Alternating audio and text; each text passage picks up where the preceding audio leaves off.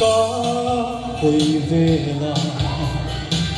nắng ngày ruộng lê trừ cây cơ đi về kha không nghe mồ y ôm lê ô không nghe mồ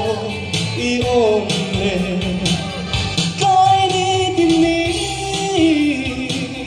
ta dòng chuyến xe tuần đi re yom si lâu ô không nghe mồ y ôm lê lên dòng kết dù công tê nâng hiểm nghe mày mà sẽ ý tê về si lâu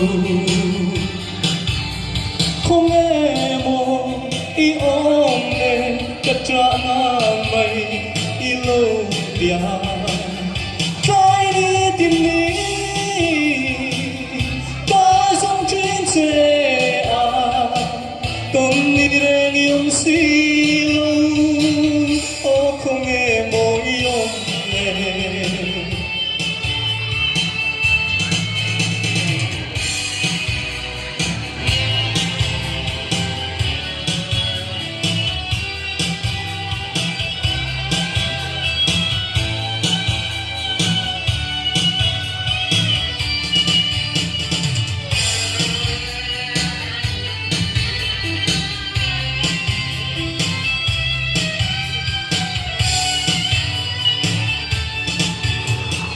có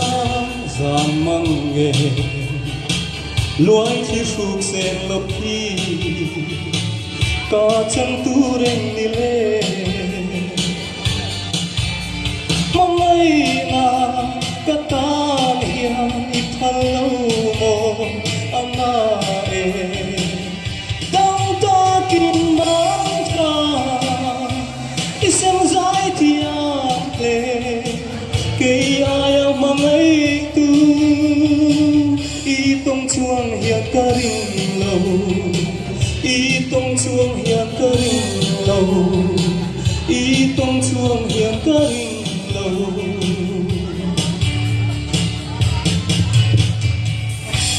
lâu nghe